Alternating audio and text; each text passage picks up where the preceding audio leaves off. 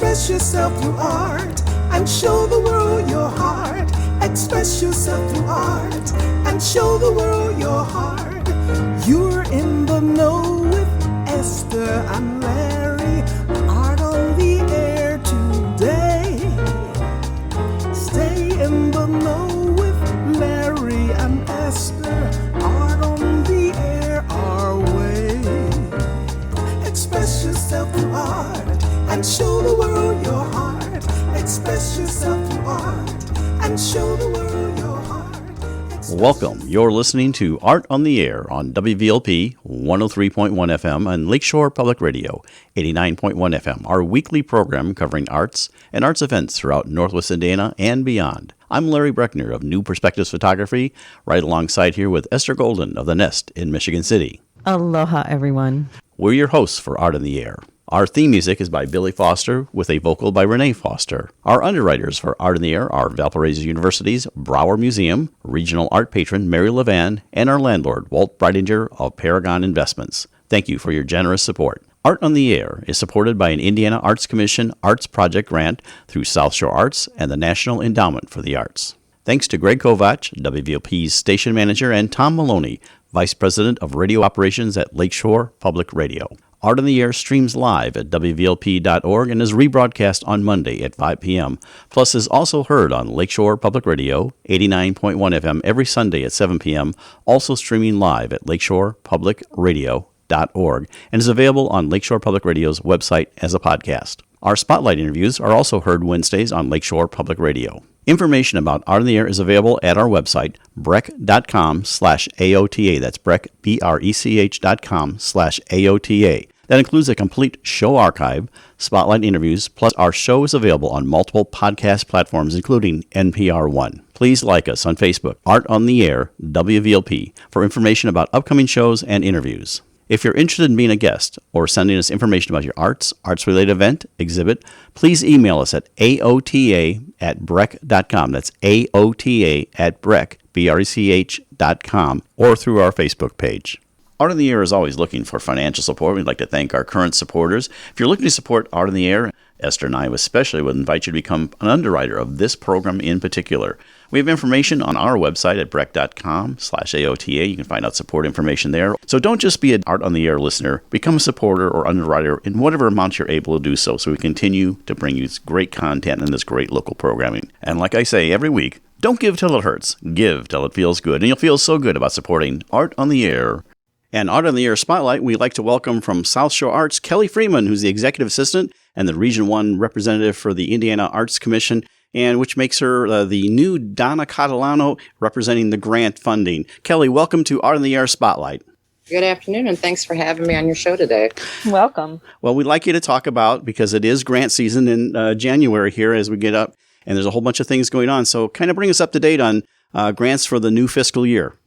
Sure. Well, let me start off by just saying that as a regional arts partner, I represent Region 1, and Region 1 includes Lake, Porter, and LaPorte counties. With that, I work alongside the Indiana Arts Commission to promote and expand participation in the arts in Indiana by providing access and art services and funding opportunities. So, for examples, why someone would want to reach out to me as a regional arts partner is, to find an artist to work in your community. And a couple of good examples that I have of that. I've had communities reach out to me looking for a muralist. I've had other communities looking for individual artists to lead arts-related projects and workshops. And really, the most important reason to reach out to me is to explore funding opportunities available. And I also provide assistance when applying for the arts organization and project support grants that are made available through the Indiana Arts Commission. And that's exactly why I'm here to speak with you both today. Excellent. Now, there are some changes. We won't go into all of them because it's just not enough time. But, COVID has impacted the arts funding. Tell us a little bit just about that and then, how they're mitigating that and you're mitigating that. Sure. Well, let me just start off by saying that, arts organizations are important public assets to our communities. That being said, not only do they bind us together and preserve our history, but they also reflect who we are and they inspire our future. And right now, in these unique times, arts organizations, they're just striving to survive. They're reinventing themselves. They're adapting. And with that being said, the thought of going through the process of applying for a grant, even though the funds are desperately needed, can be pretty overwhelming. And that's where I come in as the regional arts partner to help out. There have been some changes in the process to simplify. And the two grants that we have available are arts organization support and arts project support. And I'd like to start off with the arts organization support, if I may. Please go right ahead. Yes. So the arts organization support grants provide annual operating support for ongoing artistic and administrative functions of eligible arts organizations during the grant period. So who qualifies for this grant? Well, an arts organization to be eligible for the support grant, they must be an organization whose primary purpose is arts producing, promoting, and teaching organizations. And some examples of this would be significant evidence that the organization is viewed as an arts organization by its community. We would want to make sure that the organization's core purpose, mission, and focus is arts. Majority of their public programs and their arts programs occur regularly and scheduled frequently throughout the year, of course, during a non-pandemic year. Yes. And then provide significant, verifiable arts educational focused-based programming. And there's so many more examples that I can give on that. Some of the changes, again, the IAC recognizes its role in helping to ensure that these public assets persevere. So they too are reinventing, re-envisioning to meet the needs of our sector in the state, such as they adjusted the AOS support program to responsibly respond to today's times. So, for example, the application has been abbreviated and streamlined to better understand the applicant's organization's current operational activity and resiliency. So they're basing this on the extent to which the organization demonstrates that it is operating and will continue to operate during the funding period. And a few of the minimum requirements would be to hold regular board meetings, conduct ongoing planning, for example, reopening strategic programming, continue regular communication with your constituents and supporters, which is incredibly important. And then to provide projected income expenses for the current fiscal year and financial statement from the most recently completed fiscal year. And what else, what other funding is available? We've got just about a minute left here, and how to contact you. So the arts program project support is also available, and that's open to Indiana 501c3 nonprofit organizations. And these applicants can request up to $5,000 in support for their arts project.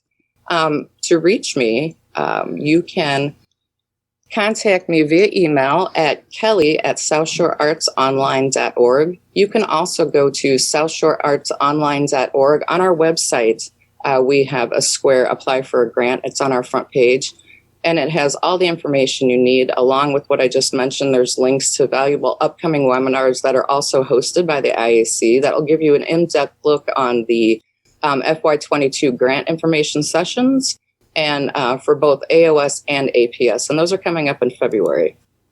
Well, I think that covers it all. And welcome for your first debut on Art in the Air Spotlight. That's Kelly Freeman, Executive Assistant for South Shore Arts and Region 1 Representative. Kelly, thanks so much for coming to the show and tell us all about grants and what's coming up this next year. Thank you, Kelly. Thanks for having me. You're listening to Art on the Air, WVLP 103.1 FM, and on Lakeshore Public Radio 89.1 FM. And we'd like to welcome to Art in the Air a writer, editor, teacher, director, actress, improviser, and photographer. She studied radio, television, film at the University of Maryland, College Park, has graduated Johns Hopkins writing seminars, and many, many more things, and goes on with lots of things. And, of course, right now she's coming to us from the Northwoods of Wisconsin. Please welcome to Art in the Air, Parker Sterling. Thank you very much. Glad to be here. Aloha. So, Parker, we'd like you to tell our audience a little bit about all your background, like where you grew up. I always like to say from where you were to where you are now.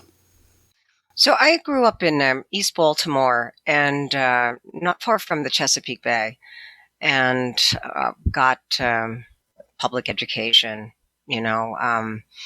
started writing because of a great writing teacher I had in high school. Sometimes it's just that one teacher who inspires you and pushes you on, and she was that. And then I went and decided anyway to go into radio, television, and film because I was going to be a documentarian for PBS. And that that didn't happen. I ended up working in corporate video. Didn't like that particularly. So then I went back to writing and into teaching. And the radio work I did was for Pacifica Radio Network. So I did volunteer radio interviews and shows.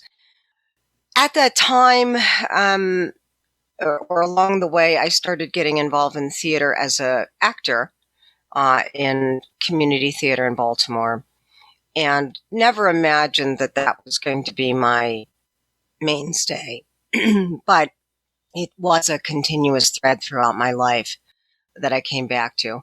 So I bumped around, moved to Texas, moved to Arizona, lived in Indiana, and listened. It was as they say, region rat for 10 years, and really enjoyed being part of the arts scene there, and started learning improv at Second City in Chicago.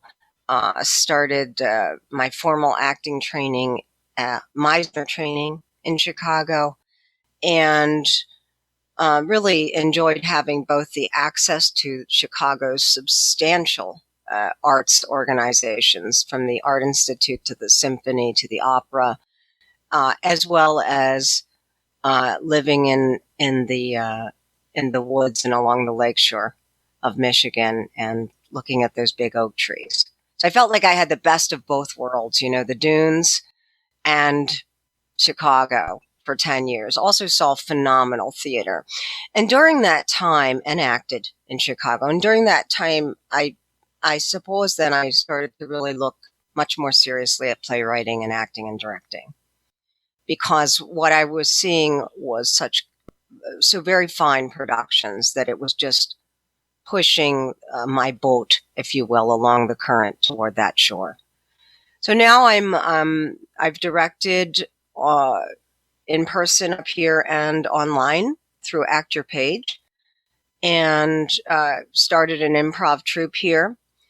Like many live arts, we have been very affected by the epidemic. I know people hear that. It is an understatement to say that this epidemic has been bone crushing to the performing arts. While some forms have been able to survive through online sales and presentations, this live arts have suffered with this epidemic. Yeah, you've made it much easier, though, with Act Your Page. I can't tell you how much joy it has given me. I mean, it's just like been a glimmer, and I look so forward to it. And that was a beautiful transition that really worked. I mean, it does help to fulfill that gap of not being live. That's very good to hear. Some people that has been a transition for them to watch virtual theater. Others have refused. Simply just, I'm not going to participate in that. That's like bad television. I've heard the comment made, that's just bad television. The problem is that the arts always struggle anyway. And we have a very different paradigm here in the United States than, for instance, France or Germany, where state-supported arts, or artists and organizations are state-supported, and there is a cushion and a safety net for economic downturns or any problems. Here, artists are always scrambling, as we were talking, about for grants, for support, for a little tiny pot that everyone's competing for, and it has to change. I believe that any healthy democracy has a healthy arts culture. And you say that because the NEA, believe it or not, is actually a very small part of your tax. I did a documentary in the 90s, and it was actually in response to the Mapplethorpe thing and what we were doing. And when we research, it's like a few cents of your whole tax dollars makes up what the NEA and actually humanities and all those different things that are government. Yeah, we are way behind other, democracies in terms of supporting the arts, and I'm not sure why that is, but and it seems like there's always a move in Congress at some point that gets saved or to do away with the NEA and PBS and NPR and all those types of things. So it's kind of a shame. Well, and it even transfers to education. So Right. When they start looking at cutting school programs, it's music, it's arts, it's dance, it's theater, always. Yeah. The first be lined The up first wave, yes. to be eliminated, as though that is not as valuable as math, science, reading. And so what we say by doing that is that the human expression in all its forms should be limited to this and pigeonholed to that, and that cultural expression has no real value. Right. They seem to ignore the complementary factor for all of it. I mean, you teach math through the arts. I mean, art and science are so intermingled. They are. Well, we had a guest on before that brought on about Leonardo da Vinci, a great scientist, but also an artist, a musician. He brought the whole package Inventor. together, an inventor. So he brought all these things together. So they're not completely mutually exclusive. Arts are very, very important. And of course, that's one thing we like to promote in our program here is putting a variety of arts out there. You do. And I've heard you. And yes, and so the Renaissance people like Da Vinci, who embrace arts and sciences, you find that. You find that there are people who are fully embracing. It's hard to listen to Bach and not think of the mathematical proportions of those compositions. Or just the amount of math that artists need to use to produce their work. Exactly right. Right, exactly right. To understand the scaling. Just ceramics, mixing the right. I mean, there's so much measuring and chemistry involved. Mm-hmm. I want to jump back to your Second City experience. Did you go through the entire training program and then go into conservatory? I went to the beginning through advanced, and then I came to, there was a Northwest improv troupe that I studied with as well, and then when I got here, I started teaching we have a technical college up here. It's kind of like Ivy Tech. So I started teaching improv through the technical college, and after the class ended, people were like, well, we kind of want this to continue. So it did. Excellent. And we did get together before COVID. And my hope is that we will again this year. Can you tell us what you do with your Act Your Page Sure. Act Your Page? Sure. Like what? So with Act Your Page, what we do two things primarily. One is we take original scripts that playwrights from all over are working on. Some of them are Chicago based, some are in New York. Some I've had a playwright from New Zealand, Australia, and then we look at the scripts, and if I have the cast in the troupe. I approach the playwright and say, here's the dates we are looking at. Do you have an updated script, or should we use this? And is it a go? And when it's a go, then we start rehearsing.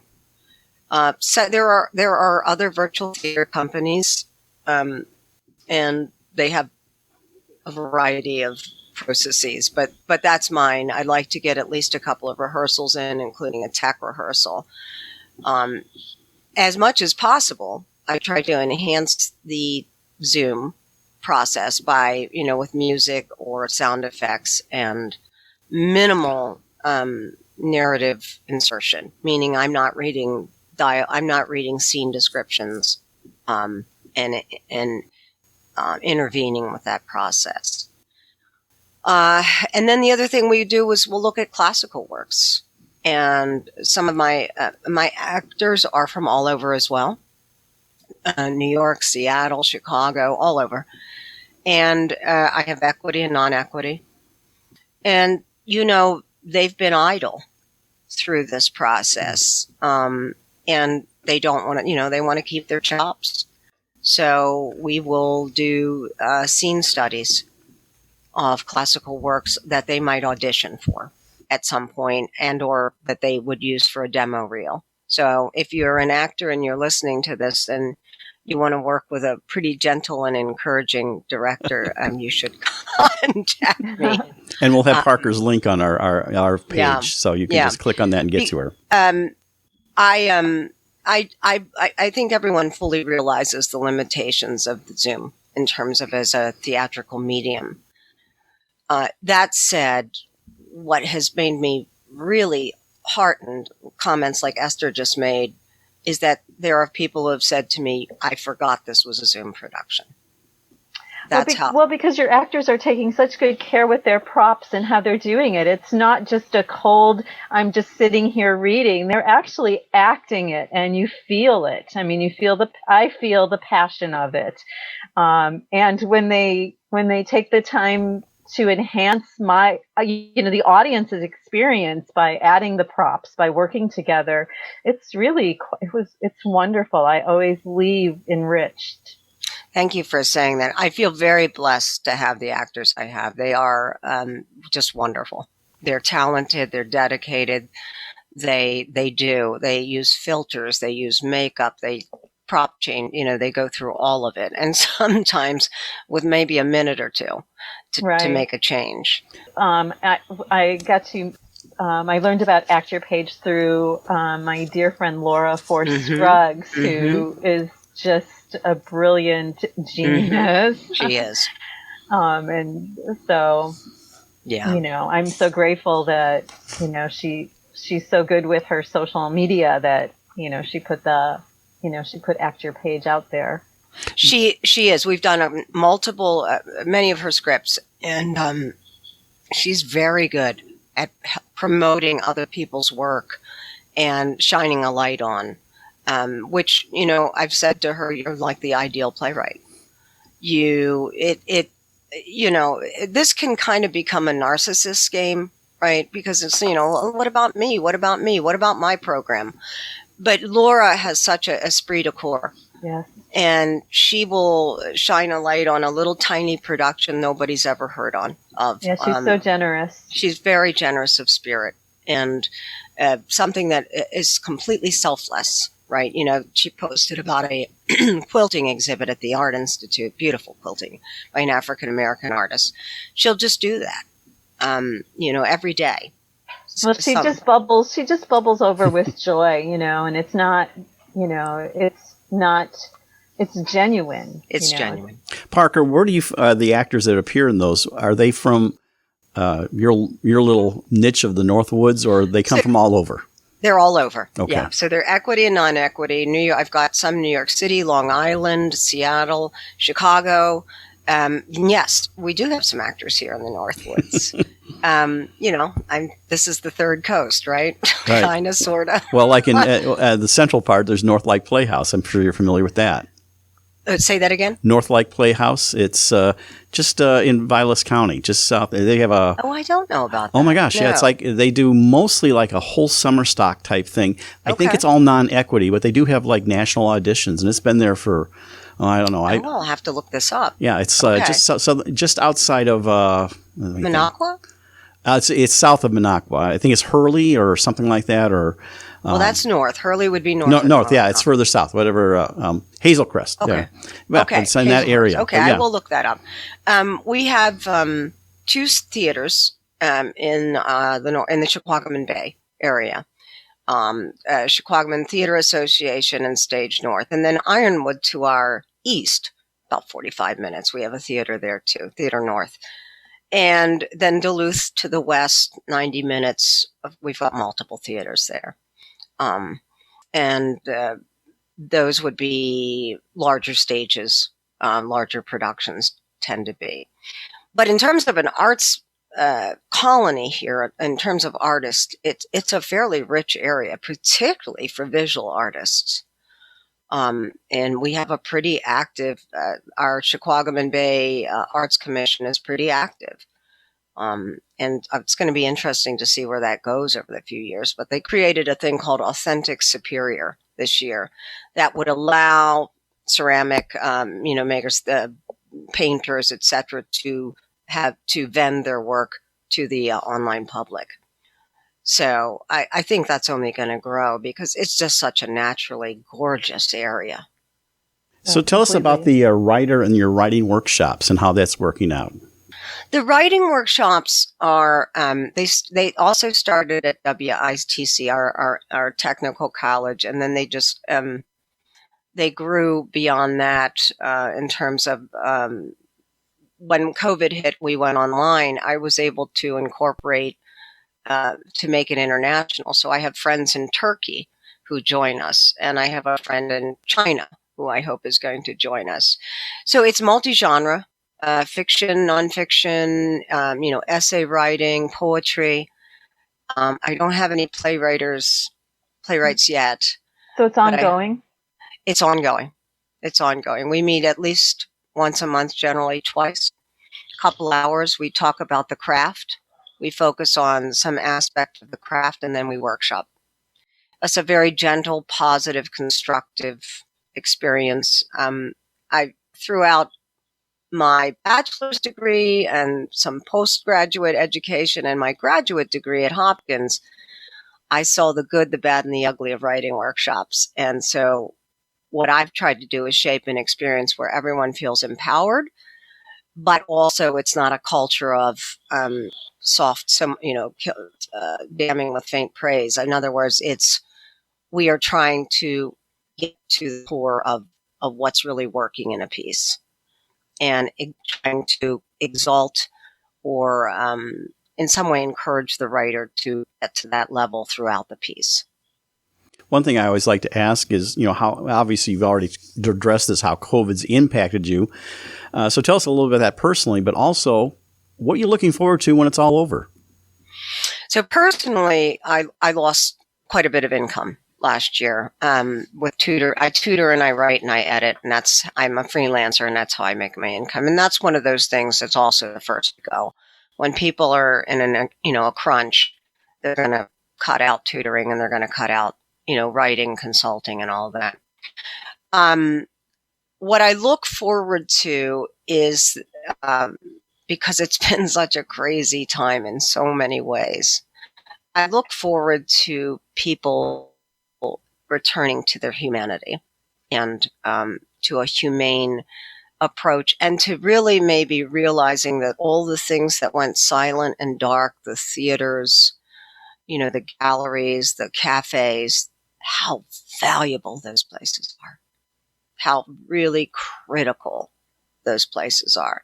And that if the epidemic can teach that, if it can teach us how the arts and communication and social interaction, how important that is, that would be good. That would be really good. Tell us about some of the roles that you portrayed along the way. Have you done any musical theater, or has this all been straight? I don't do music. Yeah, I play. I do play instruments, but I'm not a trained singer. Okay. So I've played a mixture of people. One of the people I played in Chicago was a soccer, football, right? And the British call it football coach. And that was fun. She was kind of a hardcore realist. So that was fun. I've also portrayed, I started off acting by portraying a character in Lillian Hellman's play, The Autumn Garden. It was a great character named Sophie Tuckerman. And Hellman, she's one of these writers that I hope people rediscover at some point, because she's an amazing playwright. Along the way, I've played a Joel Grey-like character, an MC in Cabaret. That was fun. An androgynous, Joel Grey, like in the movie Cabaret. And, I've played a wife who, realizes her husband is gay. I mean, it's what's great about acting is you get to go there. You just get to go there, whatever it is. And the last thing I did, we did a production, one of Laura's friends, Adam Eugene Hurst, had a play called Matthew Threehorn about bullying and about accepting people. It's a kid's play about accepting people for who they are. And I got to play this character named Anne, who is the first to accept this new student who has 3 horns. So that was really a delight. But yeah. So I have a completely untheater related question. So did your gardening and the Master Gardener stuff, did that start at Purdue any chance? Or it did not. Although at Purdue, in Indiana, I went for the Master Naturalist training, and which is a really great program, and also became a community tree steward in Indiana. So those are 2 very fine programs. I hope they still exist. Oh yeah, in Indiana. But I started my Master Gardening training in Maryland, my home state, and then I got my permaculture design degree through Midwest Permaculture, and that was done at the MREA in Wisconsin, so the Midwest Renewable Energy Association. I'd like to blend someday my love of the arts and permaculture. I'd like to somehow blend. I don't know if you've ever been to Spring Green, to the theater. Yeah. So that's kind of like a dream of mine, to have something that's both beautiful when you walk in, and then you have this beautiful theatrical experience too.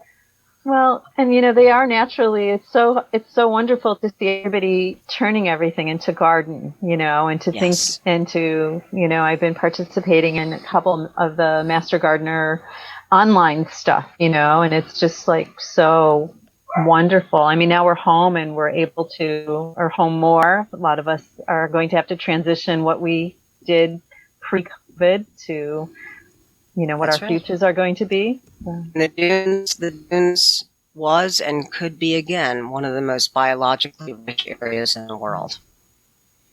Well, Parker, we have just about a minute left. We want to give you a chance to wrap up and also tell us how people can reach you if they want to participate in all the things you're involved with. So I'm on Facebook, Fish Liquor Improv. So all one word, Fish Liquor. I know, we can even touch on. We wanted a name that made people laugh. So Fish Liquor Improv on Facebook, and please, reach out to me. Actor Page, we also have a YouTube channel, Actor Page and Fish Liquor Improv on YouTube. So hope to hear from actors and playwrights and anyone interested in participating. Well, we really appreciate you coming on Art There. That's Parker Sterling, up in the Northwoods of Wisconsin, writer, editor, teacher, director, actress, improviser, and so much more. Thank you so much, Parker, for being on Art on the Air. My pleasure. Thank you. You're listening to Art on the Air, WVLP 103.1 FM, and on Lakeshore Public Radio 89.1 FM. We'd like to welcome to Art on the Air Tom O. Reed, whose work has been on display at the Smithsonian, the American Craft Museum in New York, and countless galleries around the globe. He's one of the country's most unique artists and craftsmen. His work has been enjoyed by the likes of Buckingham Palace and presidents of the United States and collectors all over the world. Tom, welcome to Art on the Air. Hello, thank you for having me. Yeah, thank you. Well, Tom, we usually like to have our guests tell us their origin story, where they grew up and everything, like how you got from where you were to where you are now. So tell us all about that. Mm-hmm. Well, I grew up born and raised in Southern California, San Diego to be specific. Developed a very inherent, strong interest in music as a boy, and pursued that aggressively. Was that family? Were your parents musical? No, quite to the contrary. It's kind of interesting. I remember being maybe 7 years old, and my mother trying to do something musically, and she couldn't keep time to save her soul, and being very frustrated with her for the fact that she wasn't right on time, And so, they didn't have much of music, but for some reason it was inherent with me. And that ultimately, through all the obvious things, teenager, with my own rock band, being in the school band, so on and so forth, ultimately led me to going to the College of Life, and I got involved. I was always very good at running the business side of the band, and also very good at administrating the business part of music, as well as the artistic part. And so I got involved in the actual music business. The ultimately signing bands and musicians to recording contracts in Hollywood. Probably the biggest name you would know of that I was participated in making happen would be Cyndi Lauper. Okay, yeah. Another large name that I was involved with was Michael Bolton and so on, but lots of more kind of rock bands and so on. So you're an A&R type person? Exactly, but Okay. I was independent. I didn't want to be working for a label. I did it independently. I served as the middleman between the artist and the actual A&R person at the record companies. And so I was the go-between. It was a very frustrating job. It's a very frustrating business, or at least it was, because what you soon learn is talent and music is the least of their interests. They want to know what your image is, whether you're crazy, whether you're sexy, whether you're, something for the audience to grab onto other than the music itself.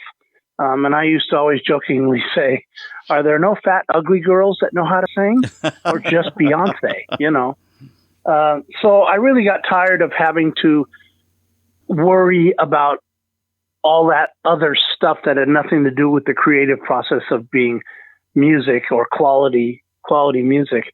And in my frustration, I really just walked away out of absolute frustration. I made good money. I met lots of at least interesting people, lots of famous people, but that doesn't count for a lot. Listen to a lot of music. Yeah. And I got access to a lot of music. But I walked away and I went back to San Diego, and I was meandering around in the mountains east of San Diego because I was free as a bird to do so. And I was driving slowly down this road, and I look up and there's a little stone cottage looking place and a little 5-foot tall man standing out in front with a beard down to his belly. Kind of looked like a gnome. And my personality is, not that passive. So I just pulled over and I said, please forgive me, sir, but this is quite an interesting picture right here, you in front of this building. He had a cup of coffee. And I said, do you mind me asking you what are you all about? And then he went on, he was kind, and he went on to explain, well, I'm kind of intentionally trying to cheat contemporary society and live a very Renaissance kind of lifestyle. I live in this little one-room stone cottage, and I'd make everything by hand, and it was just fascinating as could be. He invited me in, and what attracted me more than anything was he made his own tools. And so he had these, what you call mauls, which is nothing more than a big wooden apparatus to hammer things. And they were all hand carved, and it was just fascinating to me. So anyway, I walked away from that. And that night I remember laying in bed and just being kind of consumed by the thought of these tools. Well, I wanted to do something creative. The music was the creative thing I was interested in, but it couldn't just be creative. It had to have these other elements to it to satisfy the overly commercialized nature of music and entertainment, which I felt ruined the creative part of the process, at least for me. So how can I do something creative and have the creative part of it be the thing that matters? So I laid there all night, and I literally dreamed up the idea, laying there, about making wooden cooking utensils. One, from a business point of view, it appeals to almost everybody has to use a wooden tool to cook with. How can I make a wooden spoon interesting? And I thought, well, what if I do them in a sculptural manner and make them really finely finish them and just make them interesting above and beyond being a utilitarian tool. In other words, function and art working hand in hand. I rationalized it that function and art rationale exists in a lot of areas of life. I mean, a Ferrari is a rolling piece of art, at least if you ask me. And so I dreamed up this idea. Now, mind you, I didn't have a day of experience at woodworking. I wouldn't know the first thing about woodworking, and I still don't. But a wooden spoon was the impetus to try to figure it out. So I started that process, which took a long time. I ultimately started making these wooden cooking utensils that were turning out quite nice, and people were reacting to them right out of the box. And that told me, hey, I'm onto something here. And so I just kept going. Basically, I just kept going with it. And lots of interesting business things associated with it as time goes by. In other words, I started making these variety of different shapes and functions, and then I gave them names. And I realized that by giving them, because I did this having my music experience, I said, when has a band ever made an album with 10 songs on it that you didn't find each piece of music, each song was named? And I thought, well, why don't I do the same thing with my tools? So it's interesting how I came to that conclusion, but it's turned out to be accidentally good marketing over the years. For when people stand in front of my work and they pick a piece up, they're so different looking that you don't know what it is. You're drawn to it because it's finely finished and it's kind of fascinating in a way, but you don't know what it is when you pick it up. Then you look at the tag on it and it says that it is made out of a exotic wood from some far off land called Putamuju, and the function is it's a pudding plopper. So, I put my tongue firmly in my cheek and use expensive wood and use a high standard of craftsmanship. At least that's my goal with each piece. And then kind of take the snootiness out of it by giving it a name like a stroganoff stirrer or a pudding plopper, as I said. Or one of my favorites is for that last bit of mayonnaise at the bottom of the jar. Right, yeah, exactly. Scooping that last bit. Right, just for the last little bit. Or a olive picker. That's another favorite. Olive thief is what I usually call it. Olive thief, yes. Yeah. And then there's always the fried bologna flipper and a little teeny tiny spreader, and then a little teeny tiny spreader, and then call it a peanut butter spreader for dieters. So you have a bit of fun with it. So beautiful. It's entertaining. Yeah. So so when you approach a piece of wood, Tom, walk us through that, because the handles, this is just, it's radio, so nobody has the visual, but right. The handles on your pieces are shaped so, the whole piece is just elegant, and you want to hold it, and the woods are so attractive. You're drawn to it, but what do you do when you see that block of wood? Well, first off, what you just said is a dream come true for me. When I set out to do this, that was what I was striving to achieve, and for you to think that and say those words unsolicited is very flattering. So thank you. You're listening to Art on the Air, WVLP 103.1 FM, and on Lakeshore Public Radio 89.1 FM. And I make everything under the sun. I have no templates. I have no tracing devices. I literally approach it like a painter would approach a canvas every time. Who wants to paint by numbers or copy somebody else's thing? You want to just be free. And so I've approached mine like that. And when I approach a block of wood, as you say, whether it be a block of wood or a tree limb or some form of wood, it's a very free-spirited thing. And I think what you're asking me would be kind of like asking James Taylor, hey, what made you think to sing Sweet Baby James? It's kind of a hard thing to answer for a creative person. I don't know that I can answer it with any hard and fast formula. I understand it, because when I approach something, it kind of, you just know it's intuitive what to do next with it. But once you do start on that block of wood, do you just start with your tools? Do you draw on the piece of wood? Do you how do you, because at that point do you know which way the grain is going to go at that point? Are you? Well, I do know. Yeah, I do know which way. You always got to. There's some things that are matters of fact. If you don't make a tool with the grain, in other words, the grain running up and down, if you go across side to side, it's going to break because I used the wrong word. I meant the pattern of the wood, not the grain. Right. No, and frankly, sometimes you are so pleasantly surprised when you start carving into it because it didn't show itself to be all of what it was on the outer surface. And wood does oxidize over time. So once you dig into it, it's, oh my God, look at this, and oftentimes I think what you're looking for here is, does the idea for what it is or where it's going to go or what shape it's going to manifest itself, is it predetermined or is it a fluid thing that alters as you go along? And by all means, it alters as you go along. Yeah. You may have an idea, but you get in there or maybe you run into a knot and you either decide to incorporate that knot and go out a little wider, or maybe you decide to carve that knot away because it wasn't going to work well.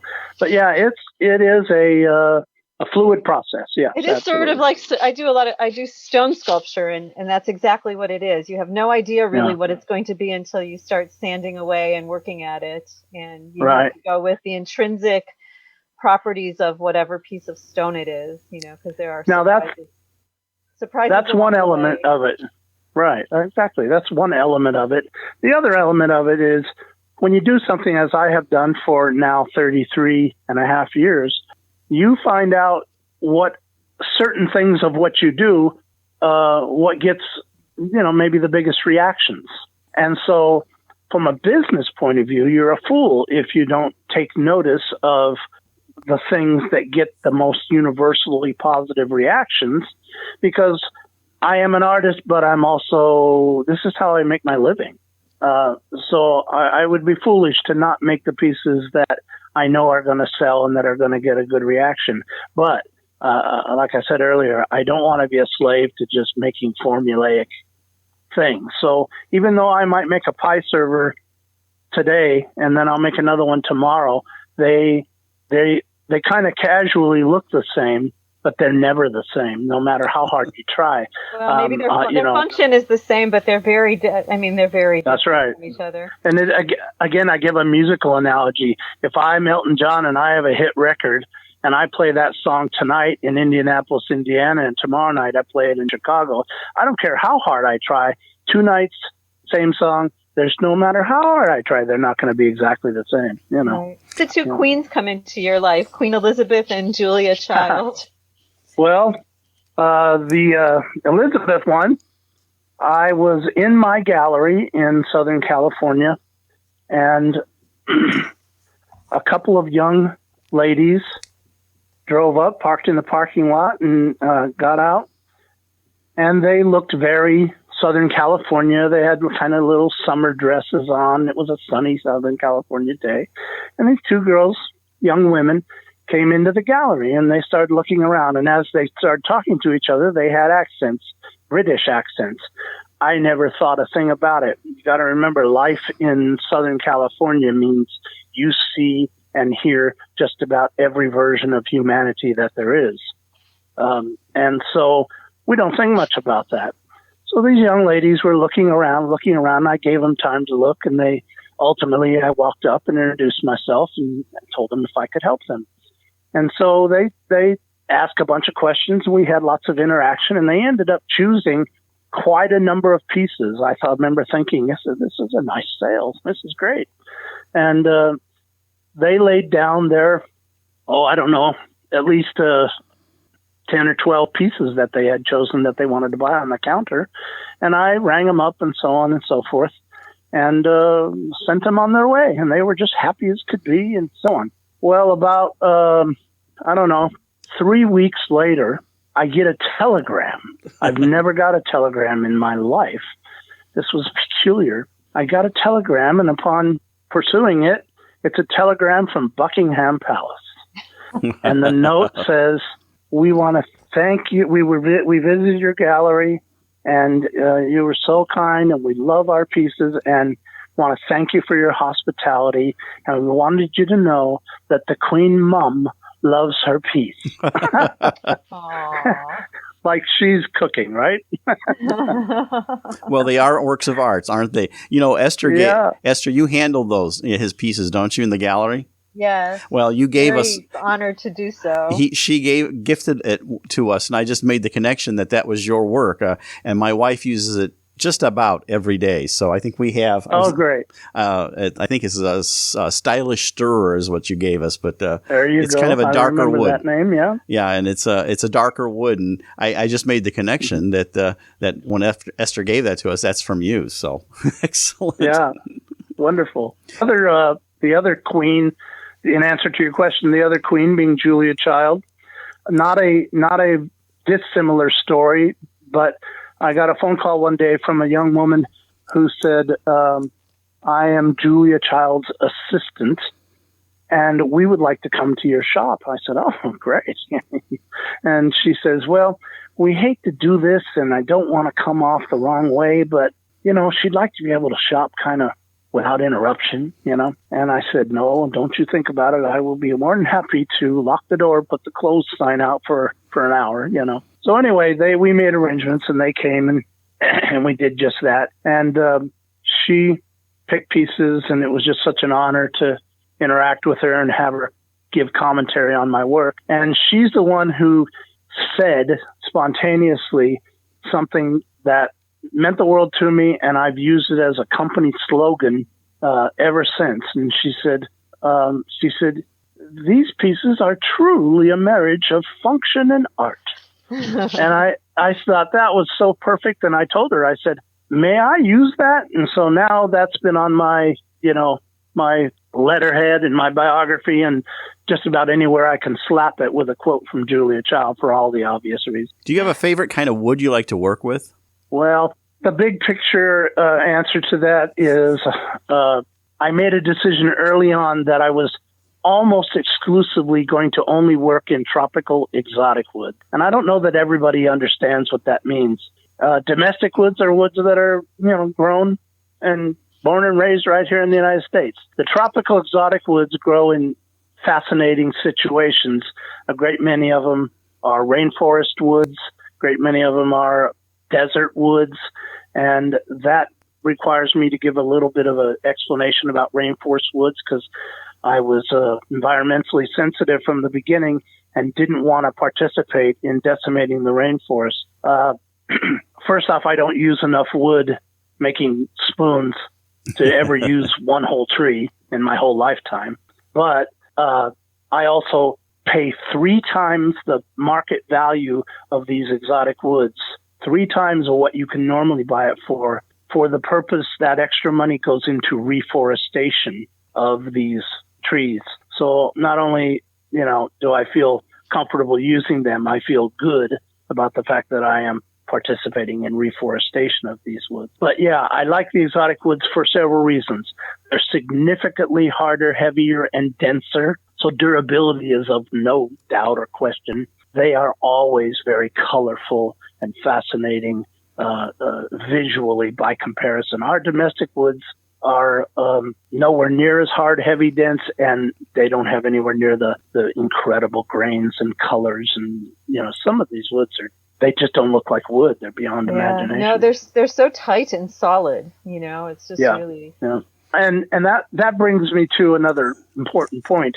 You're right, we're on radio and we can't see it. If you could see it, they shine like the hood of a brand new car, but there is no finish on them whatsoever, because there can't be. Any finish has chemicals, and you wouldn't want to put chemicals into your food. So they shine simply by virtue of my sanding. If you sand enough and, descending finer grits of sandpaper, it's more akin to sanding on the on a car fender than it is on a piece of wood, because these woods are that kind of hard. The harder the wood, the tighter the grain. The tighter the grain, when you stand on it, you get this fine, glossy finish compared to softer woods where you can't achieve that. You know, we've got about a minute and a half left, Tom. Tell us about RWYW, your philosophy. Well, I worked with a gentleman when I was a younger man who would best be described as being kind of a crusty old guy, but he was tough. He was a tough boss. He was hard on me and hard on the people who work for. But, you know, usually those tough people are the people who care. They're tough on you, but they do care. They want to see you succeed. They want you to do well. They'll never let you know that they care, but they'll always kind of keep pushing you. He had a sign on his desk that looked like a nameplate where you would normally in business have your name and maybe title or something. He had a sign like that said RWYW with period after each letter. And he was so tough and kind of cranky, you know, you didn't even want to ask him anything for fear that he'd kind of bite at you. But after I got to know him for a while and worked with him for some time, my curiosity got the better of me. And I said, hey, by the way, what does that mean right there, that RWYW? And he says, it means remember why you work. He says, when you're working and your boss is climbing all over you, or you're not happy, or it's a hard job and you're miserable and this and that and that, he says, stop thinking about all that and remember why you work, whether it be you have a wife and kids or you got a boat payment or whatever it is. Remember why you work whenever you're working, and, you know, you'll keep things in perspective. Well, I hope that perspective is not lost on our audience. That's Tom O'Reed, and he's a craftsman with beautiful functional pieces that he makes. Tom, your website is tomoreed.com if you want to get in touch with him. That's tomoreed.com. One last thing, my Facebook page is Artistic Wooden Cooking Utensils. Very good. Well, thank you so much for coming on Art in the Air, Tom. Really appreciate it. My pleasure. Thank you. You've been listening to Art in the Air, and we'd like to thank our guests this week. Art in the Air is heard every Friday at 11 a.m. and rebroadcast Monday at 5 p.m. on WVLP and Sunday at 7 p.m. on Lakeshore Public Radio 89.1 FM. Thanks again to Greg Kovach, WVLP Station Manager, and Tom Maloney, Vice President of Radio Operations for Lakeshore Public Radio. Underwriters for Art in the Air are Valparaiso University's Brower Museum, our landlord, Walt Breidinger of Paragon Investments, and Mary Levan, Arts Patron. Art in the Air is supported by an Indiana Arts Commission Arts Project Grant and the National Endowment for the Arts. If you're interested in being a guest or sending us information about your arts-related event or exhibit, please email us at AOTA@BREC.com. That's AOTA@BREC.com, or contact us through our Facebook page. Your hosts were Larry Breckner and Esther Golden, and we invite you back next week for another episode of Art on the Air. Aloha, everyone. Have a splendid week. Express yourself through art and show the world your heart. Express yourself through art and show the world your heart. You're in the know with Esther and Larry. Art on the air today. Stay in the know with Larry and Esther. Art on the air our way. Express yourself through art and show the world your heart. Express yourself through art and show the world